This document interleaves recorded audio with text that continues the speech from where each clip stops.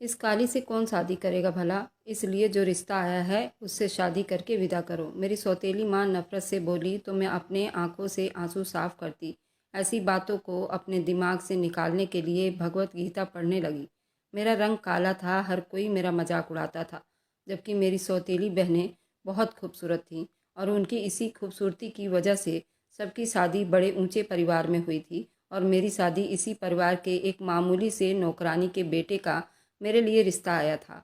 मेरी शादी उसी नौकर से हो गई।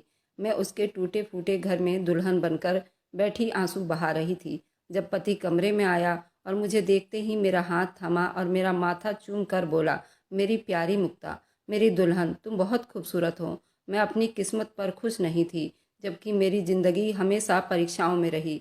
मैं अपने पापा की पहली पत्नी की औलाद थी।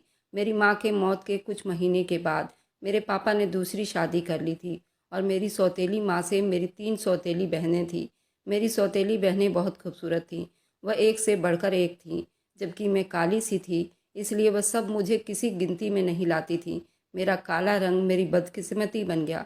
मेरी सौतेली माँ हमेशा मुझे अपनी बेटियों के आगे कुछ भी नहीं समझती थी। मेरी शक्ल में भी उन्हें नफरत थी। जब कभी भी मैंने सौतेली माँ या सौतेली बहनों के बारे में कोई शिकायत अपने पापा से की तो हमेशा उन्हें बेबस पाया। मुझे अपने पापा की बेबसी देखी नहीं जाती, इसलिए मैंने अब सब्र करना सीख लिया था, क्योंकि वो मेरी सौतेली माँ से डरते भी थे। मेरे हक के लिए नहीं बोलते थे। उन्हें डर था अगर मेरी सौतेली माँ नाराज़ हो गई तो वो ये घर छोड़कर चली जाएंगी। मेरी सौतेली बहनें मेरे काले रंग की वजह से मुझे बहुत बुरी नज़रों से देखा करती थी। सौतेली माँ मुझे उनसे कई गुना नीचा रखती थी। मुझे अपनी बदकिस्मती पर रोना आता था, मगर मैं अपने आंसू पी लेती थी, क्योंकि मेरा आंसू देखने वाला इस दुनिया में कोई नहीं था। मैंने जब से होश संभाला हर रिश्ते के लिए तरसती रही। पापा ने भी अपनी दूसरी पत्नी को खुश करने के लिए मुझसे मुंह मोड़ लिया। अपनी दूसरी बेटियों पर तो जान निछावर करते, मगर मेरे लिए उनका प्यार सिर्फ एक हसरत बनकर रहा। मेरे पापा मेरी सौतेली बहनों के लिए अच्छे अच्छे कपड़े लाते। मैं बड़ी तरसती निगाहों से उन कपड़ों को देखती जो मेरी किस्मत में नहीं थे, बल्कि मैं तो अपनी सौतेली बहनों की उतरन ही पहना करती थी। शायद वही मेरा नसीब था। मैं अपनी किस्मत के लिखे पर राजी थी। शायद उन सब की नफ़रतें मेरा मुकद्दर थी। एक दिन मैं सबके लिए किचन में नाश्ता बना रही थी। मेरी सौतेली बहन गला फाड़े मुझे आवाज़ देने लगी। मैं सब काम वहीं छोड़कर उसके कमरे की तरफ भागी कि न जाने क्या हुआ जो इस तरह गला फाड़कर चिल्ला रही है। जब मैं उसके कमरे में गई तो वो मुझे नौकर समझकर मेरे ऊपर चिल्लाते हुए बोली, मैंने तुझसे कहा था ना कि मेरे कपड़े प्रेस कर देना। मुझे कॉलेज के लिए देर हो रही है, मगर तुम तो अपनी मर्जी करती हो, किसी की कहाँ सुनती हो। मैं अपने हाथों की उंगलियों को मोड़ते हुए बोली, वह मैं किचन में नाश्ता बना रही थी, मुझे याद नहीं आया। मैं अभी तुम्हारे कपड़े प्रेस कर देती हूँ। तो वह गुस्से से बोली, अब खड़ी मेरा मुंह क्या देख रही हो, जाओ जल्दी ये कपड़े उठाओ और जाकर जल्दी प्रेस करके लाओ। मैंने जल्दी से वो कपड़े उठाए और प्रेस करने दौड़ पड़ी। इतनी देर में मेरी सौतेली माँ मुझे आवाज़ देते हुए बोली, आज इस घर में मुझे नाश्ता मिलेगा या नहीं? ये लड़की तो किसी काम की नहीं है। मैं आवाज़ देते हुए बोली, बस अभी नाश्ता लेकर आ रही हूँ। वो मैं चंचल के कपड़े प्रेस कर रही थी, इसलिए नाश्ते में थोड़ी देर हो गई। तो मेरी सौतेली माँ नफरत भरी निगाहों से मेरी तरफ देखते हुए बोली, तुमने कभी कोई काम टाइम पर किया भी है? हर काम में नखरे दिखाती हो, तुम्हें मौत पड़ती है काम करते हुए, ऐसे जैसे कोई महारानी हो। आंखों में आंसू लिए वापस किचन में आ गई। मैं जानती थी कि मेरी सब बातें सौतेली माँ के सामने बेकार है, मगर यह भी सच था कि मैंने घर भर के कामों का बोझ अपने कंधों पर डाल रखा था। उनके बावजूद मुझे जिल्लत और नफरत के सिवा कुछ हासिल नहीं होता था। मैं अपने कमरे में जाकर अक्सर अपनी माँ को याद करके रोया करती, जिसने ना तो अपनी माँ का प्यार देखा और ना ही उस माँ को। अक्सर ही मैं अपनी समस्याओं से तंग आकर भगवान से बहुत प्रार्थना करती रहती थी कि काश मुझे भी अपनी माँ के साथ ही इस दुनिया से उठा लेते। ये बेरहम दुनिया में कोई भी मेरा हमदर्द नहीं था। यहाँ तक कि मेरी सौतेली बहनें बचपन से ही मेरे खिलाफ थी। न जाने उनको मुझसे क्या शिकायत थी कि वो मुझे हर बात में जलील करती और मेरी सौतेली माँ अपनी बेटियों का भरपूर साथ देती। मेरे पापा भी मुझे नफ़रत की नज़रों से देखने लगे। मैं अपनी सौतेली माँ और बहनों की नफ़रत भरी नज़रों का सामना तो कर सकती थी, मगर अपने पापा का मेरे साथ ऐसा व्यवहार मेरे दिल के टुकड़े टुकड़े करके रख देती और मैं सिसक सिसक कर रह जाती। उस वक्त मुझे दुख होता जब मेरे पापा अपना सारा प्यार उन बेटियों पर लुटाते और मेरे हिस्से में कुछ ना आता। मेरी सौतेली माँ मुझ पर हंसते हुए कहती, तुम्हारे काले रंग की वजह से तुम्हारा बाप भी तुम्हें अपने से दूर रखता है। उनकी ऐसी बातें सुनकर मुझ पर जैसे बिजली सी गिरती। उस एहसास ने मुझे बहुत कमज़ोर बना दिया था। मेरे पापा मेरी सौतेली बहनों को अपने साथ किसी भी फंक्शन में ले जाते और मैं तरसती हुई नज़रों से उनको देखती रह जाती। किसी को मेरे अकेले होने की कोई टेंशन नहीं थी। वक्त बहुत तेज़ी से बीतता जा रहा था। मैं और मेरी सौतेली बहनें जवान थी। वह तो बहुत खूबसूरत थी। उनके गुलाबी रंग सितारों की तरह चमकती आंखें उनकी खूबसूरती में और चांद चार लगा देती। आए दिन उनके लिए अमीर घरों से रिश्ते आते थे। उनको इसी बात का बहुत घमंड था कि हमारी खूबसूरती की वजह से आए दिन हमारे घर रिश्ते आते हैं। और मेरी सौतेली माँ उनके दहेज और शादियों में बहुत पैसे खर्च करती। मेरी सौतेली माँ ने मेरी माँ का सारा जेवर, जिस पर सिर्फ मेरा हक होना चाहिए था, वह सारा अपनी बेटियों को दे दिया। मेरे पापा ने भी उनकी शादियों में कोई कसर नहीं छोड़ी। दुनिया की हर खुशी लाकर उनके कदमों में डाल दिया। लेकिन जब मेरी शादी की बारी आई तो मेरे लिए किसी ने मोहब्बत या इज्जत की बात नहीं की। यहाँ तक कि मेरे पापा भी इस मामले में चुप रहे। ना तो उन्होंने मेरी खुशियों की परवाह की और ना ही मुझे विदा करते टाइम अपने पापा का आशीर्वाद नसीब हुआ। वह हमेशा गैरों की तरह मुझसे खींचे खींचे रहते, क्योंकि मेरी सौतेली माँ के आगे उनकी एक न चलती थी। वह हर मामले में मेरी सौतेली माँ के आगे बेबस रहते। एक दिन मेरी सौतेली माँ ने सख्त शब्दों में कहा, इस काली को जल्दी यहाँ से विदा कर दो। जो रिश्ता आया है उसी से शादी कर दो। वैसे भी उसके लिए कोई अच्छा रिश्ता तो आने से रहा। जिस तरह उसकी शक्ल सूरत है, कोई भी अमीर या अच्छे परिवार का रिश्ता तो उसके लिए आएगा नहीं। तो अच्छा होगा, जो रिश्ता आया है उसी स्वीकार करो और इस मनहूस शक्ल को इस घर से चलता करो। वैसे भी ये लड़की बोझ और शर्मिंदगी के अलावा हमारे लिए और कुछ नहीं है। मेरे पापा मेरे सौतेली माँ के आगे चुप बैठे रहे। उनके मुंह से मेरी हमदर्दी में एक शब्द भी नहीं निकला। अपनी सौतेली माँ की ये बातें सुनकर मेरी आंखों में आंसू भर आए। मैं उन सब लोगों पर बोझ कैसे हूँ। ना तो मैंने कभी पहनने को कुछ अलग कपड़ा मांगा, ना ही खाने के लिए लंबी लिस्ट सुनाई। अपनी सौतेली माँ और पापा से किसी भी चीज़ के लिए ना ही जिद की। लेकिन मैं जानती थी कि मेरे इतने नखरे का कोई फ़ायदा ही नहीं। जिस तरह मेरी सौतेली बहनों की शादी बहुत ऊंचे परिवारों में हुई थी, मैं भी अपनी शादी ऐसे ही घर में होने का सपना देखा करती थी। मगर मैं नहीं जानती थी मेरे ये सपने अधूरे रह जाएंगे। मैं अपने आंसू पोंछते हुए अपना ध्यान बटाने के लिए गीता जैसी पवित्र किताब लेकर बैठने लगती। शायद भगवान मेरे अंदर शक्ति पैदा कर दे और मुझे सब्र दे और मुझे हिम्मत दे। भगवान से प्रार्थना करते हुए मेरे आंसू मोतियों की तरह गिर रहे थे। मैं अपने भगवान से अपनी अच्छी किस्मत के लिए प्रार्थना करती रहती थी, क्योंकि मैं उन लोगों के व्यवहार से तंग आ चुकी थी। मेरे सब्र की हदें अब ख़त्म हो चुकी थी। मैं भी चाहती थी कि मेरे किस्मत में कोई ऐसा हो जिसके होने से मुझे इज्जत और सम्मान मिले, जो मुझे अपनी सौतेली माँ और बहनों से मिल न सका। उनकी आग बरसती निगाहों से मैं हमेशा डरती थी। मेरे सब्र की अब हदें ख़त्म हो चुकी थी। मैं चाहकर भी अपने लिए आवाज़ नहीं उठा सकती थी, क्योंकि मैं जानती थी अगर मैंने आवाज़ उठाई तो मेरी आवाज़ को मेरी सौतेली माँ और बहनें दबा देंगी और फिर मेरे हिस्से में जिल्लत और रुसवाई के सिवा कुछ नहीं आएगा। एक दिन मेरी सौतेली बहन अपने पति के साथ आई तो उसका इस तरह का अच्छा पहनावा देखकर मेरे दिल में भी हसरत जागी। मैं भी शादी के बाद ऐसे ही बन सवर कर रहूँगी, मगर वह तो सिर्फ मेरा सपना था जो शायद कभी पूरा ही ना हो सका था।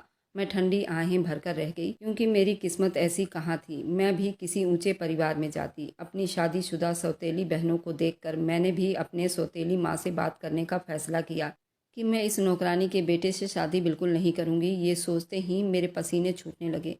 अगर मैंने ये बात की तो न जाने मेरे ये शब्द क्या असर करेंगे। मगर मैंने हिम्मत जमा की, आज तो अपने हक में बात करके रहूँगी। मेरे दिल में मेरी सौतेली माँ का डर और नफ़रत का एक जर्रा भी मौजूद नहीं था। मैंने सोचा अपनी सौतेली माँ के आगे रोऊंगी तो शायद उनका दिल पिघल जाएगा और वो मेरी शादी इस नौकर से नहीं करेंगी। मैं डर और घबराहट के मिले जुले असर के साथ अपनी माँ के कमरे में गई तो वो मेरी सौतेली बहन से फ़ोन पर बातें कर रही थी। मैंने तो तुम्हारे पापा से कहा, इस कलमुही का रिश्ता वहीं कर दो। कम से कम इस मुक्ता से जान तो छूट जाएगी। मेरा तो जी नहीं चाहता मैं उसकी शक्ल भी देखूं, मगर क्या करूं, मजबूरी है। जब तक कि उसकी शादी नहीं हो जाती उसे इस घर में बर्दाश्त तो करना ही पड़ेगा। मेरे कहने से पहले माँ का ये शब्द मेरे ऊपर बिजली की तरह गिरे और मैं उन्हीं कदमों से वापस आ गई। मेरे दिल में जो उम्मीद की किरण जागी थी, मैं अपनी सौतेली माँ को इस रिश्ते के लिए मना कर दूंगी, वहीं पर मेरी उम्मीद अपने सौतेली माँ की बातें सुनकर दम तोड़ गई थी। मैंने सब कुछ अपनी किस्मत पर छोड़ दिया। जल्दी ही मेरी शादी तय हो गई, वह भी एक मामूली नौकर के साथ। उस दिन मेरी माँ और बहनों ने किसी तरह की कोई खुशी नहीं मनाई, बल्कि मेरे कपड़े और जेवर का मजाक उड़ाती रही। मुझे शादी के लिए किसी ने शॉपिंग तक नहीं करवाई, बल्कि मैंने अपनी माँ के बहुत पुराने पड़े हुए शादी का लहंगा ही पहन लिया। जितना मेरे पास था मैंने उसी में सब्र और भगवान की कृपा करके एक साधारण दुल्हन के रूप में एक पुराने छोटे से घर में बैठी थी। मेरे दिल में कड़वाहट और बेबसी का तूफान उठ रहा था। मैं ही थी, क्योंकि मेरे रोने या हंसने से मेरे पापा के घर किसी पर कोई असर नहीं था। मेरी विदाई वाले दिन मुझे अपनी माँ की कमी बहुत महसूस हुई। वह दिन जो एक दुल्हन के लिए बहुत खास होता है, वह दिन मेरे लिए आम दिनों से ज़्यादा तकलीफ़ देने वाला बना, क्योंकि कोई भी तो मेरी खुशी में खुश ना था, ना मेरी सौतेली माँ, ना ही मेरी बहन। और जिसकी खुशी मेरे लिए सबसे ज़्यादा प्यारी थी, वो मेरे पापा थे, जिन्होंने मुझे ये तक एहसास नहीं दिलाया कि उनका आशीर्वाद मेरे सर पर मौजूद है। मैं अपने दिल में हजारों अरमानों का गला घोटते हुए उन बेरहम लोगों के चुंगल से निकलकर अपने आम से घर में आ गई। उस दिन मेरा दिल खून के आंसू रोया। शादी की रात मेरा पति मेरे कमरे में आया। मैं नज़रें झुकाए उस पुराने कमरे में बैठी थी। मेरे दिल में खुशी और हसरत कुछ भी नहीं था, जबकि मेरे पति के आंखों में मेरे लिए चमक और मोहब्बत थी, जो शायद मेरी ज़िंदगी में पहली बार किसी ने दी थी। इससे पहले तो मैंने दूसरों की आंखों में अपने लिए सिर्फ नफरत और जिल्लत देखी थी। उन्होंने मेरा माथा चूमते हुए कहा, मेरी प्यारी दुल्हन, तुम दुनिया की सबसे खूबसूरत औरत हो। उनके ये शब्द मेरे दिल पर गहरे निशान छोड़ गए। लेकिन मैं अभी भी अपनी किस्मत से खुश नहीं थी। मुझे लगा ये शब्द मेरे लिए नहीं, बल्कि किसी खूबसूरत और गोरी चिट्टी लड़की के लिए होनी चाहिए, जबकि मैं मामूली शक्ल व सूरत और काले रंग की थी। मगर अब शादी के बाद, जो कि मेरा पति मेरा सब कुछ था, तो उसका यूं तारीफ करना मुझे बहुत अजीब लगा। उनके ये शब्द मेरे कानों में मिठास छोड़ गए। उस दिन मुझे अपने पति की तारीफ करने की वजह से ऐसा लगा जैसे मैं दुनिया की हसीन लड़कियों में से एक हूँ और सारी खूबसूरती मेरे ऊपर आकर ही ख़त्म होती है। मेरे आंखों में खुशी के आंसू आ गए। मेरे पति ने अपनी उंगली के ऊपर मेरे आंसू रोकते हुए बोले, ये आंसू तुम्हारी आंखों में दोबारा ना आए, क्योंकि मेरे लिए ये बहुत कीमती है, जिन्हें मैं बिल्कुल भी ख़राब होने नहीं दूंगा। मैं तुमसे वादा करता हूँ कि मैं तुम्हारे बीते हुए ज़िंदगी में सारे दुखों को मिटा दूंगा और तुम्हारी आने वाली ज़िंदगी खुशियों से भर दूंगा। मुझे मेरे पति की इन बातों से बहुत हौसला मिला। मैं तसल्ली में हो गई कि शायद मेरी आने वाली ज़िंदगी खुशियों से भरी होगी। मुझे भी खुशियाँ नसीब होगी, जिनके लिए मैं आज तक तरसती रही। मेरे पति के साथ मेरी एक नई ज़िंदगी की शुरुआत हो चुकी थी, जिसमें मैं अपने पति के साथ किसी हद तक खुश भी थी, मगर दिल में एक डर था। अपने पति के घर कदम रखते ही मैंने जब उस छोटे से टूटे फूटे मकान को देखा, कच्चे फर्श, पुराने फर्नीचर, दीवारों पर से उतरती सीमेंट ने मुझे ये एहसास दिलाया, ये घर मेरी पुरानी ज़िंदगी से भी ज़्यादा मुश्किल होगा। मगर मेरे पति के बातों से लगता था जैसे मेरे आने वाली मुश्किलें और परेशानियां अब ख़त्म हो जाएगी, जो कि मैं अपने पहली ज़िंदगी में देख चुकी थी। मेरे पति के अलावा और मेरे अलावा इस घर में दूसरा कोई नहीं था, क्योंकि ललित मेरे घर में पुरानी नौकरानी का बेटा था और ललित की माँ एक कैंसर की मरीज थी, जो कुछ दिन पहले ही उनकी मृत्यु हुई थी। और ललित अपने माँ का इकलौता बेटा था, जो अब अकेला रहता था। उसने कुछ दिन पहले ही हमारे घर काम शुरू किया था। वह हमारे घर का ट्रैक्टर चलाया करता था। वह छोटी मोटी हमारे घर का काम भी कर दिया करता था, इसलिए मैंने उसको कई बार आते जाते देखा था और बात भी करती थी, क्योंकि मैं खुद अपने घर में एक नौकरानी की तरह ही रहती थी। मैं इस टूटे फूटे घर को देखकर थोड़ी परेशान हो रही थी, जबकि मेरे पापा का घर तो इससे लाख गुना अच्छा था, जहां मैं नौकरानियों की तरह रहती थी। मगर मेरे पति का घर इतनी बुरी हाल में होने के बावजूद भी मुझे एहसास दिलाया कि मैं यहाँ की मालकिन हूँ, यहाँ सिर्फ मेरी ही चलेगी। मैंने जाते ही इस घर की हालत संवारने का फैसला किया और अपने पति से बोली, आपको नहीं लगता हमें इस घर को थोड़ी मरम्मत करवानी चाहिए? मेरी बात सुनकर मेरे पति मुस्कुराकर मुझे देखने लगे और बोले, मेरी प्यारी पत्नी, अब तुम आ गई हो ना, तुम्हारे आने से ये घर पूरा हो गया है। वक्त के साथ साथ हम इसे नए सिरे से फिर से बनवा लेंगे। अभी तुम अपने आप को इसी घर में एडजस्ट करो। मैं जानता हूँ ये घर तुम्हारे पापा के घर जैसा बिल्कुल भी नहीं है, मगर कुछ टाइम सब्र करो। मैं तुम्हारी इच्छा के हिसाब से ये घर एक न एक दिन ज़रूर बनवा लूँगा। मैं बोली, ज़रूर। ये घर मेरे पापा के घर जैसा बिल्कुल भी नहीं है, क्योंकि यहाँ मुझे किसी की जली कटी बातें सुनना नहीं पड़ेगी और ना ही मेरे काले रंग की वजह से मुझे बुरा भला कहा जाएगा। मेरे पति मुझे प्यार से देखते हुए बोले, कोई मेरी नज़र से तो देखे, उसे पता चले कि तुम कितनी खूबसूरत हो। मैं मुस्कुराते हुए अपने पति की तरफ देखने लगी। ये तो आप सिर्फ मेरा दिल रखने के लिए कहते हैं। तो वो बोले, मैं इंसान की अंदर की खूबसूरती को देखता हूँ, मुझे बाहर की खूबसूरती बिल्कुल भी नहीं भाती। खूबसूरती इंसान के अंदर होनी चाहिए, जो कि तुम में है। तुम्हारी इस खूबी की वजह से मैं खुद को खुशकिस्मत समझता हूँ क्योंकि तुम दूसरी लड़कियों से बहुत अलग हो, बहुत मासूम और बिल्कुल साधारण सी हो। तुम्हारी इसी मासूमियत ने मेरा दिल छू लिया। इतनी तारीफ़ काफ़ी है या मुझे और ज़्यादा तारीफ़ करना पड़ेगा? ये कहते हुए मेरा पति ज़ोर से हंसने लगा। मैं अपने पति को घूरते हुए बोली, खाना तैयार है, आपने मुझे बातों में उलझाया हुआ है, वरना खाना तो कब का तैयार है। मेरे पति मेरा हाथ थामते हुए बोले, चलो तो आज हम भी देखते हैं कि मेरी प्यारी दुल्हन ने मेरे लिए कैसा खाना बनाया है। मैं हंसते हुए बोली, प्यार से बनाए हैं तो अच्छा ही होगा। मेरे पति एक मेहनती और साधारण इंसान थे। मेरे दिल में उनके लिए इज्जत और मोहब्बत का एक समुंदर छुपा हुआ था। वह मेरे साथ बहुत प्यार से पेश आते थे। कभी मुझसे ऊंची आवाज़ में बात तक नहीं की थी। हमेशा मुझे प्यारी पत्नी कहकर बुलाना उनकी रोज़ की आदत थी। लेकिन मेरा दिल अभी उनके प्यार को स्वीकार नहीं कर पा रहा था, क्योंकि मैं अपनी ज़िंदगी में अपने लिए इस तरह नफ़रत और जिल्लत के शब्द सुने थे कि वह शब्द मेरे दिल पर किसी तीर की तरह चुभती थी। एक दिन मैंने उनसे पूछा, आप मुझे हमेशा प्यारी पत्नी बोलते हैं, मैं तो एक आम सी लड़की हूँ, ना तो खूबसूरत हूँ ना ही खास। तो वो मुस्कुराए और बोले, तुम्हारे चेहरे से ज़्यादा खूबसूरत तुम्हारा दिल है। जिस दिन तुम खुद को अपने अंदर से देखोगी उस दिन ये बात समझ जाओगी। उनके शब्दों में एक अजीब सा सुकून था। मैं हैरान थी कि इस तरह कोई इतनी मोहब्बत के साथ कैसे एक आम सी लड़की को देख सकता है। मेरी सौतेली माँ और बहनों का व्यवहार अब भी मेरे साथ वैसा ही था। वह मुझ पर ताना कसा करती थी। जब कभी उनसे मेरा सामना होता तो वो मुझे उसी नज़रों और उसी नफ़रत भरी निगाहों से देखती और कहती, तुम्हारा पति तुम्हें राजकुमारी कहता है, मगर हकीकत में तुम एक नौकरानी की तरह दिखती हो। अगर सच में वह तुम्हें राजकुमारी समझता तो वह तुम्हें किसी महल नुमा घर में रखता, ना कि इस टूटे फूटे मकान में। उनके ये शब्द मेरे दिल को ज़ख्मी कर देते थे, लेकिन मैंने सब्र करना सीख लिया था। मैं किसी की बातों का कोई जवाब ना देती। ये सोचकर वक्त ही सबसे अच्छा जवाब देता है। मेरे पति ने मेरे सपनों को पूरा करने का ठान रखा था। वो मुझे पढ़ाना चाहते थे ताकि मैं अपने पाँव पर खड़ी हो सकूं। एक दिन वो मुझसे बोले, मैं चाहता हूं कि तुम अपनी पढ़ाई दोबारा से शुरू करो। अपने पति की ये बात सुनकर मैं चुप रही, क्योंकि पढ़ाई का सिलसिला तो बहुत पहले ही मुझसे छूट गया था। मेरी सौतेली माँ ने मेरे स्कूल जाने पर रोक लगा दी थी, जबकि उनकी खुद की बेटियों ने बहुत अच्छे स्कूलों में पढ़ाई की थी। मैं अपने बीते हुए कल में चली गई।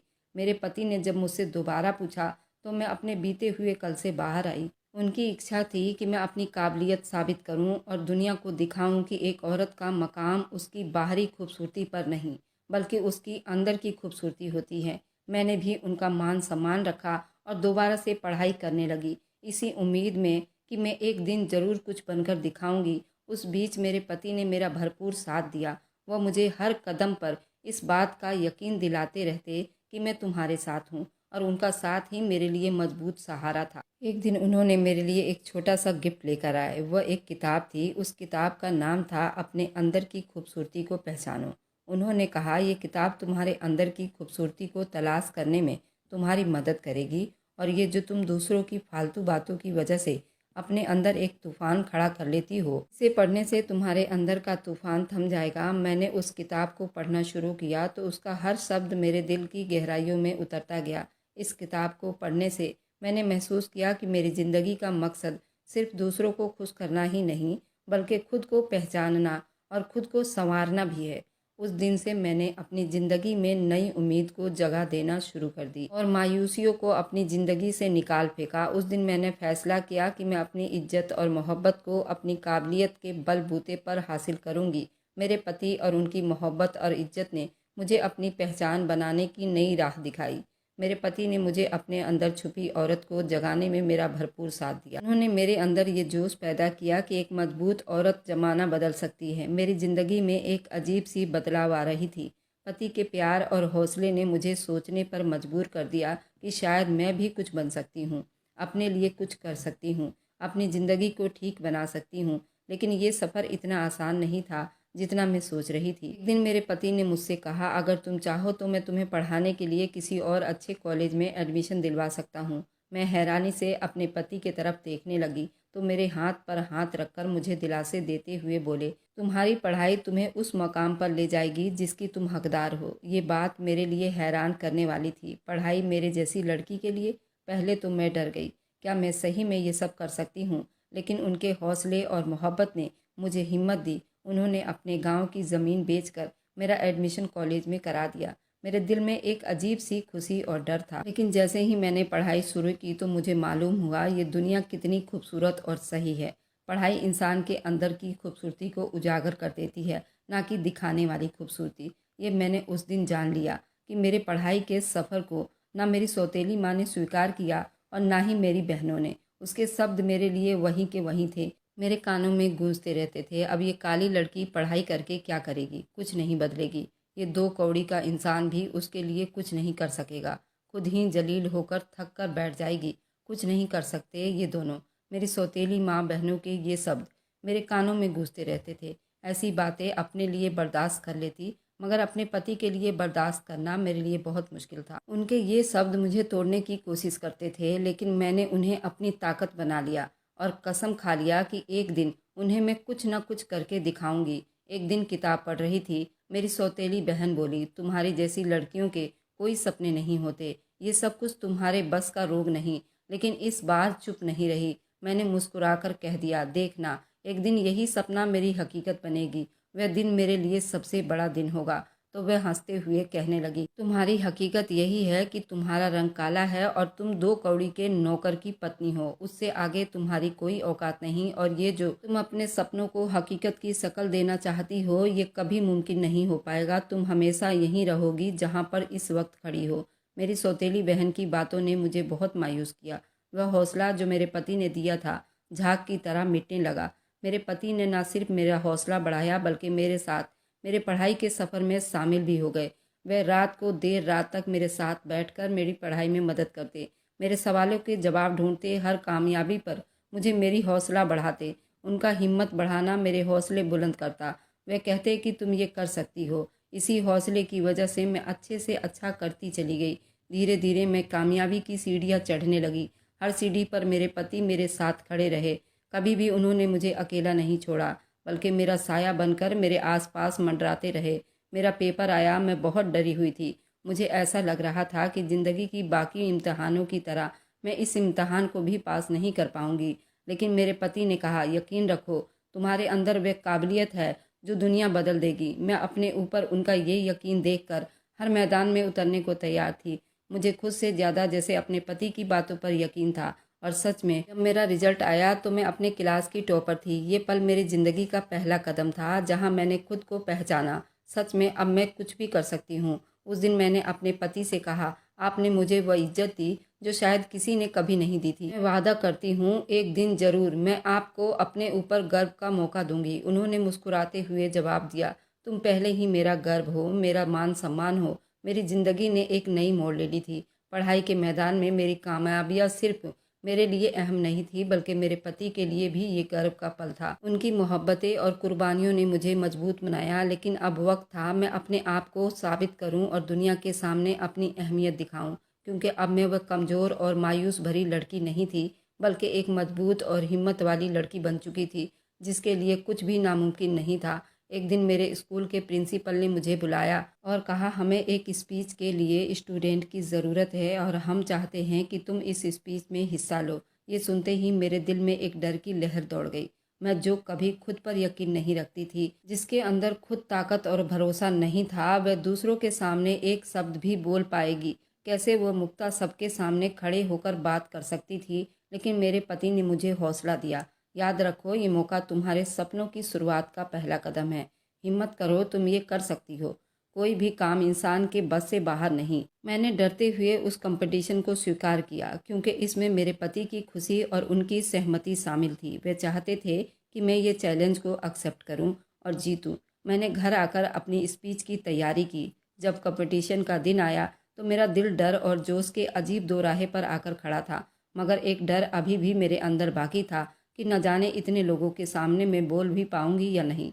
मैंने खुद को हौसला दिया कि मुझे ये करना होगा, मेरे अपने लिए नहीं तो एक इंसान के लिए जो मुझे यहाँ तक पहुँचाने की वजह बने। इसलिए मैं स्टेज पर जाने से पहले ये फैसला कर चुकी थी, मैं ये कंपटीशन किसी भी हाल में जीत कर रहूँगी। चैलेंज के बीच में मैंने डरते हुए स्टेज पर कदम रखा। वहाँ मौजूद सैकड़ों आंखें मेरी तरफ देख रही थी। स्पीच देते हुए मेरी आवाज़ कांप रही थी, लेकिन फिर मुझे अपने पति के वह शब्द याद आ गए, यकीन रखो तुम बदल सकती हो। उन शब्दों ने मेरे अंदर एक अलग सी ऊर्जा पैदा कर दी। ये सोच आते ही मैंने दिल थामकर अपनी स्पीच चालू रखी। इस स्पीच के बोल मेरे दिल से निकल रहे थे और उनका असर भी उन दिलों तक पहुंचा।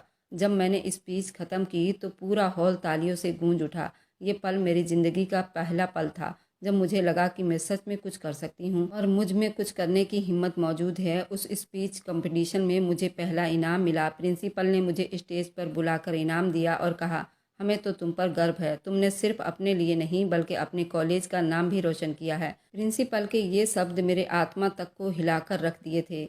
मैंने वह इनाम अपने पति के हाथों में थमाया और कहा, इस पर केवल आपका ही हक है, क्योंकि अगर आप ना होते तो मैं कभी ये हासिल ना कर पाती। उन्होंने खुशी से कहा, ये तुम्हारी मेहनत का नतीजा है। ये तो अभी सिर्फ पहली मंजिल थी। अभी तो तुम्हारी कामयाबियों की शुरुआत हुई है। वो मेरा हाथ अपने हाथों में लेते हुए बोले, मैंने तुमसे कहा था ना कि तुम्हारे अंदर सब कुछ करने की हिम्मत है, और देखो आज तुमने कर दिखाया। मैं अपनी आंखों में अपने पति के लिए प्यार का ये समुंदर देखते हुए बोली, ये सब आपकी मेहनत और हौसले का नतीजा है जो मैं आज यहाँ इस मुकाम पर खड़ी हूँ। मेरी कामयाबी की खबर पूरे मोहल्ले में फैल गई। वह लोग जो कभी मेरे रंग रूप और हैसियत का मजाक उड़ाते, अब मुझे बधाई देने आ रहे थे। मेरी सौतेली माँ और बहनें जो हमेशा मेरे हौसले पर ताना मारती थी, अब चुप थी। उनके चेहरे पर हैरानी साफ दिखाई दे रही थी।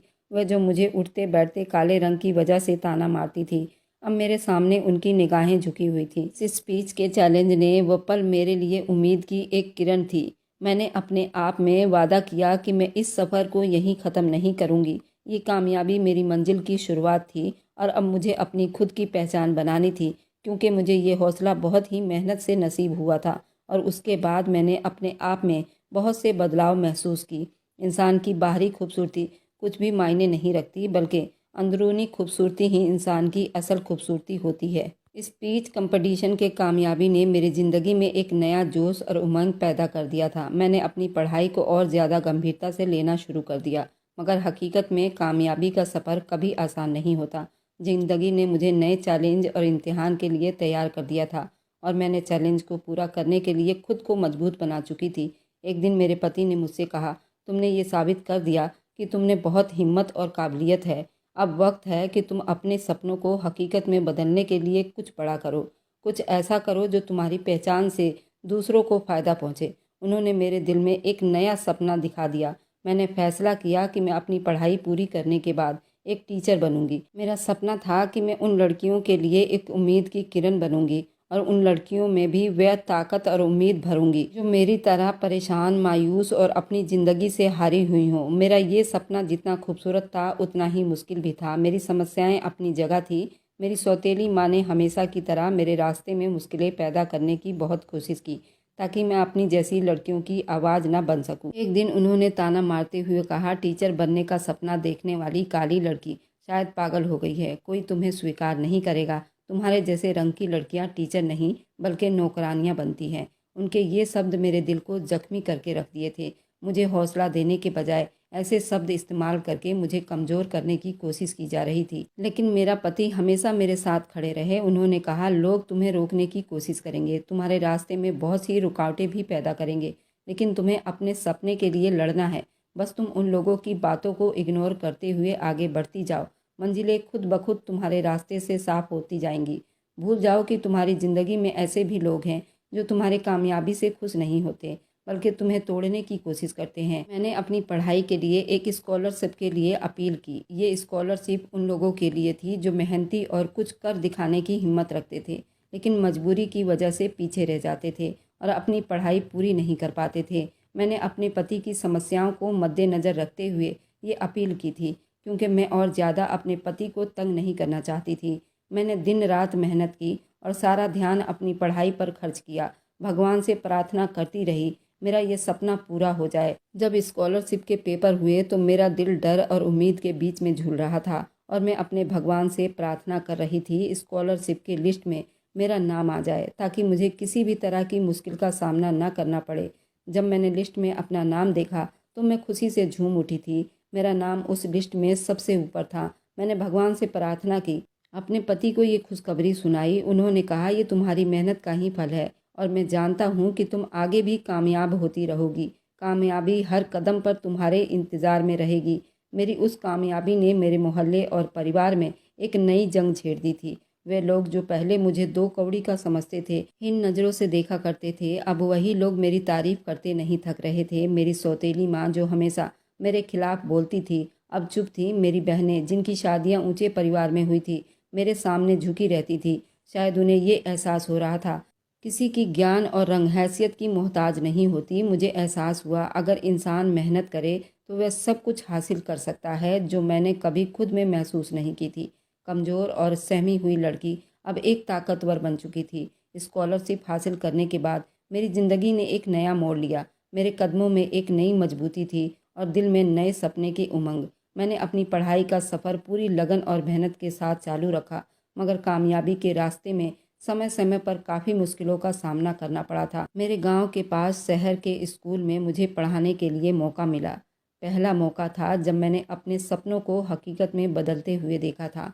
मैं बहुत खुश थी क्योंकि मुझे अपने सपने हकीकत में बदलते हुए दिखाई दे रहे थे। वह सपना जो मैंने शायद कभी देखे भी नहीं थे। जब मैं पहली बार बच्चों के सामने खड़ी हुई तो मेरा दिल डर और खुशी से धड़क रहा था। एक ऐसी खुशी जो मैंने आज से पहले कभी महसूस नहीं की थी। लेकिन जैसे ही मैंने पढ़ाना शुरू किया, मुझे एहसास हुआ यही मेरी मंजिल है। मुझे उस मंजिल की तलाश थी। उस दिन ऐसा लगा जैसे मेरी तलाश पूरी हो गई हो। बच्चे मेरी बातों को दिलचस्पी से सुनते थे और उनकी आंखों में कुछ सीखने की उमंग थी। यही मुझे और ज़्यादा मेहनत करने पर उकसाती थी और मैं उन्हें और मेहनत से पढ़ाने लगी। मेरे प्रिंसिपल, स्कूल के और स्टाफों ने मेरे पढ़ाने के जज्बे और काबिलियत की सराहना उन लोगों में शुरू हो गई थी और कहा कि तुम में वह जज्बा है जो एक टीचर में होना चाहिए। मेरी कामयाबी की खबर जैसे जैसे फैल रही थी, समाज का व्यवहार मेरे साथ वैसे ही बदल रहा था। वे लोग जो कभी मेरे रंग रूप पर ताना कसते थे, अब मेरी मेहनत की सराहना करते नहीं थक रहे थे। शायद उनके दिल में पछतावा था, लेकिन उनके गुरूर ने उन्हें कुछ कहने ना दिया। मगर उनकी आंखें बता रही थी उनको अपने किए पर पछतावा है। उनका सौतेलापन उनको मेरे करीब आने से रोक रहे थे। जब मेरी पढ़ाई पूरी हुई तो मैंने गवर्नमेंट स्कूल में पढ़ाने के लिए पेपर निकाला। ये मेरे लिए एक बड़ी कामयाबी थी, लेकिन साथ ही एक चैलेंज भी था। ये स्कूल बड़े शहर में था, ये मेरे गांव से काफ़ी दूर था। उसके लिए मुझे अपने पति को छोड़ना पड़ता और उनका काम यहीं गांव में ही था। उन्होंने अपनी ज़मीनें तो पहले ही बेच दी थी ताकि वो मुझे कामयाब बना सके। अब उनके पास सिर्फ उनकी नौकरी ही थी। मैं उलझन में थी। क्या मैं अपने सपनों के लिए उनकी दूरी बर्दाश्त कर सकती थी? मेरे पति ने मेरी उलझन को सुलझा दिया और कहा, ये मौका तुम्हारे लिए बहुत अहम है। मैं तुम्हें रोकूंगा नहीं, बल्कि तुम्हारे हर फैसले में तुम्हारा साथ दूंगा।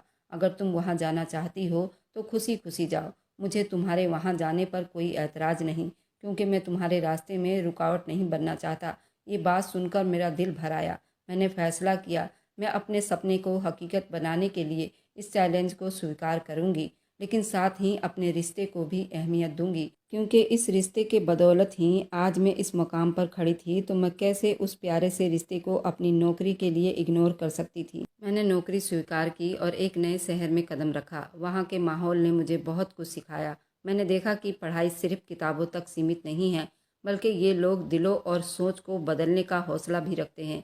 मेरी पढ़ाई ने मुझे न सिर्फ एक टीचर के तौर पर स्वीकार किया, मैंने कई ऐसे बच्चों को बेहतर बनाया जो समाज की नज़रों में नाकाम समझते थे और जिन्होंने समाज की बातों में आकर अपने अंदर की बहादुर इंसान को बिल्कुल ख़त्म कर लिया था।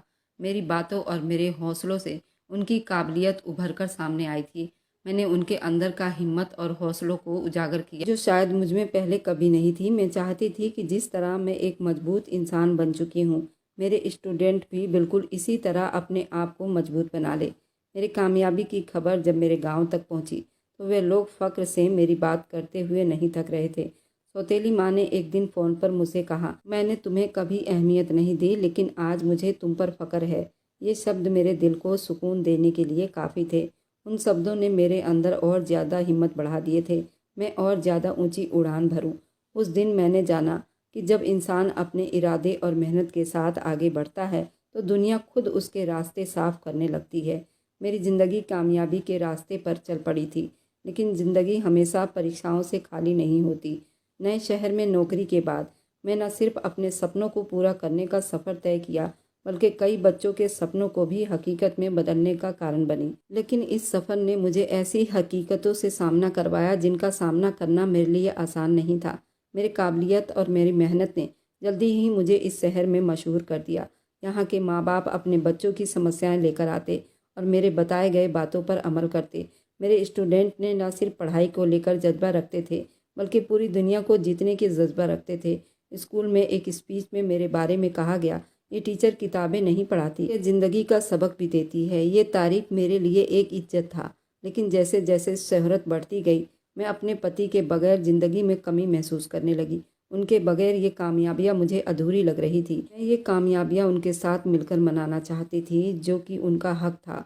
उनसे दूरी का मुझे एहसास होता। मैं चाहती कि उनके करीब रहकर अपने सपनों को पूरा कर पाऊँ। एक दिन मेरे पति ने मुझे कॉल पर कहा, मैं तुम्हारी कामयाबियों पर बहुत खुश हूँ, लेकिन तुम्हें देखे बिना दिन नहीं गुजरता। अब बड़ा मुश्किल है। उनकी ये बातें मेरे दिल को छू गई। मैंने महसूस किया मेरी कामयाबियों के पीछे उनकी कुर्बानियाँ छुपी हुई थी और मैं उनके साथ वक्त नहीं बिता पा रही थी। मैंने फैसला किया, अब कुछ भी हो जाए मैं अपने पति के साथ रहूँगी। मैंने यहाँ सरकारी क्वार्टर ले रखा था। मैंने अपने पति को अपने पास बुलाने के लिए बहुत विनती की, वे आकर मेरे साथ रहें। और मेरे पति ने मुझे पढ़ाने के लिए जो अपनी ज़मीन गिरवी रखी थी, वह भी मैंने छुड़वा लिया था। अब मैं चाहती थी वह यहाँ शहर में आकर मेरे साथ रहें। यहाँ शहर में मुझे हर चीज़ की सुविधा थी। आज मैं जो कुछ भी थी अपने पति के बदौलत थी, और वह मेरी सारी दुनिया थे और वही मेरी ताकत थे। उन्होंने मुझे एक हिम्मत वाली औरत बनाया था और समाज से लड़ना सिखाया था। वह भी बहुत पढ़े लिखे थे, लेकिन एक गरीब इंसान थे। लेकिन उनका दिल बहुत बड़ा था। जब वो शहर में मेरे पास आए तो मैं उनको घंटों पकड़कर रोती रही। अब दोनों की ज़िंदगी बहुत अच्छी बीत रही थी। अचानक गांव से एक फ़ोन ने मुझको हिलाकर रख दिया था। वो मेरी माँ का फ़ोन था। जो माँ मुझसे कभी सीधे मुँह बात नहीं करती थी, आज वो मुझसे विनती कर रही थी। और जो बात उन्होंने मुझे बताई, मेरे पैरों तले से ज़मीन निकल गई थी। मेरी सौतेली बहन, जो मुझे अपने जूतों के नोक पर रखती थी, आज बुरी तरह परेशान थी, क्योंकि उसके पति की एक्सीडेंट हो गई थी और उसने मौके पर ही अपनी जान गंवा दी थी। उसके 2 बच्चे भी थे और सास ससुर उसको रखने के लिए तैयार नहीं थे। और मेरे पिता अब बहुत बूढ़े हो गए थे, उनको कमा कर नहीं खिला सकते थे। मेरी और बहनों ने तो अपना हाथ खड़ा कर लिया था कि हमारे पास इतने पैसे नहीं हैं, हम तुम्हारा गुजारा कैसे करें। अब उन्होंने मुझसे उम्मीद लगाई थी और मेरे पिता ने भी रोते हुए कहा कि बेटा, अब तू ही सहारा है, तू चंचल को और उसके बच्चों को शहर में बुला ले। चंचल की नौकरी कहीं पर लगवा दे ताकि वह अपने बच्चों का पेट पाल सके। मैं अपने पापा की इस तरह आवाज़ सुनकर तड़प उठी और उन सभी का टिकट भेजकर उनको शहर बुला लिया और चंचल के बच्चों का एडमिशन सरकारी स्कूल में करवा दिया और चंचल को भी एक प्राइवेट कंपनी में जॉब दिलवा दी, जो कि रिसेप्शन पर बैठना था। सुबह 9 बजे से 2 बजे तक की ड्यूटी थी। मात्र 15,000 रुपये तनख्वाह थी। उसे अपने बच्चों को देखने का भी टाइम मिल जाता था। अब चंचल दिल लगाकर मेहनत कर रही थी और अपने किए पर रोज़ पछताती थी और मुझसे कई बार माफ़ी मांग चुकी थी। जब मेरे पापा गांव से दिल्ली आए और मुझे सीने से लगाए तो मैं कितने घंटों उनके सीने से लगकर रोती रही। पहली बार मेरे पिता ने मुझे गले से लगाया था। मम्मी पापा मेरे साथ ही रहते थे और चंचल अपने बच्चों के साथ अलग फ्लैट में रहती थी और मेरे पति मेरे साथ ही रहते थे। मेरे मम्मी पापा मुझे और मेरे पति से कई बार माफ़ी मांग चुके थे। मेरे पापा मेरे पति से कहने लगे, जो काम मुझे अपनी बेटी के लिए करना था वह तुमने कर दिखाया। तुम दुनिया के सबसे बेहतरीन आदमी हो, जिसने एक औरत को हिम्मत और ताकत दी और समाज में सर ऊंचा करके चलने की ऊंचाई दी। आप लोग बताइए, क्या मुक्ता को अपने माँ बाप को और अपनी बहन को माफ़ कर देना चाहिए था या नहीं? अगर आपको आज की कहानी पसंद आई है तो वीडियो को ज़रूर लाइक कर दीजिएगा और अपने दोस्तों के साथ शेयर भी कर दीजिएगा। और हाँ, अगर आपने अभी तक हमारे चैनल को सब्सक्राइब नहीं किया है तो ज़रूर सब्सक्राइब कर लें। मिलते हैं हम अपनी कल की एक और नई दिलचस्प कहानी के साथ। मुझ पर सदा अपना प्यार और स्नेह बनाए रखें। सभी को मेरा प्यार भरा नमस्कार दोस्तों।